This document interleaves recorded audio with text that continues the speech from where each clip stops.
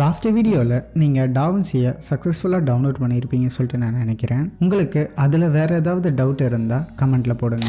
இப்போ நீங்கள் டாவின்சியை ஓப்பன் பண்ண உடனே உங்களுக்கு ஃபஸ்ட்டு ஷோ ஆகிற இந்த ஸ்க்ரீன் தான் ப்ராஜெக்ட் மேனேஜர் பேனல். இங்கே தான் பேசிக்காக நம்மளோட எல்லா வீடியோஸோட ப்ராஜெக்டையும் ஆர்கனைஸ்டாக க்ரியேட் பண்ணுற பிளேஸ். ஃபஸ்ட் டைம் இதை ஓப்பன் பண்ணும்போது ரொம்ப எம்டியாக இருக்கும். ஸோ நீங்கள் கன்ஃபியூஸ் ஆகாதீங்க. நம்மளோட டார்கெட் இப்போ சிம்பிள், ஒரு புது ப்ராஜெக்டை க்ரியேட் பண்ணுறது.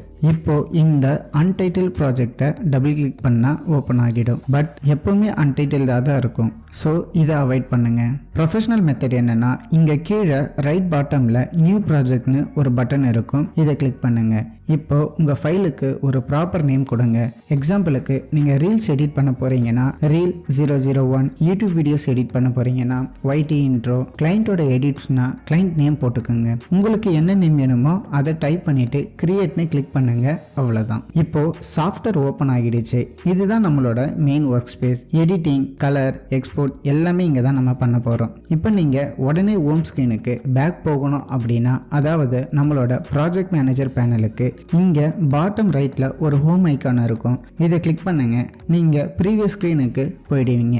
இங்கே ப்ராஜெக்ட் ரீநேம், டூப்ளிகேட், பேக்கப் எல்லாமே நம்மளால் பண்ண முடியும். ஜென்ரலாக டாவின்சியில் எல்லா ஒர்க் ஃப்ளோவுக்கும் செப்பரேட் டேப்ஸ் இருக்கும். Media, edit, colour, deliver, cut page, fusion page, Fairlight, இது எல்லாமே நம்ம லேட்டராக பார்க்க தான் போகிறோம். பட் பேசிக்கு இப்போ இது எல்லாமே அவாய்ட் பண்ணுங்கள். உங்களுக்கு ஓவர்லோட் ஆகிடும். நம்ம ஒர்க் ஃப்ளோ இப்படி தான் மூவ் ஆகும். ஃபஸ்ட்டு மீடியா பேஜில் ஒரு ஃபைல்ஸை இம்போர்ட் பண்ணுவோம். அடுத்து எடிட் பேஜில் ஒரு ரீல்ஸ் எடிட் பண்ணுவோம். ட்ரான்சிஷன், எஃபெக்ட்ஸ் இந்த மாதிரி எல்லாமே அப்ளை பண்ணுவோம். அப்புறம் கலர் பேஜில் பேசிக்ஸ் மட்டும் அட்ஜஸ்ட் பண்ணுவோம்.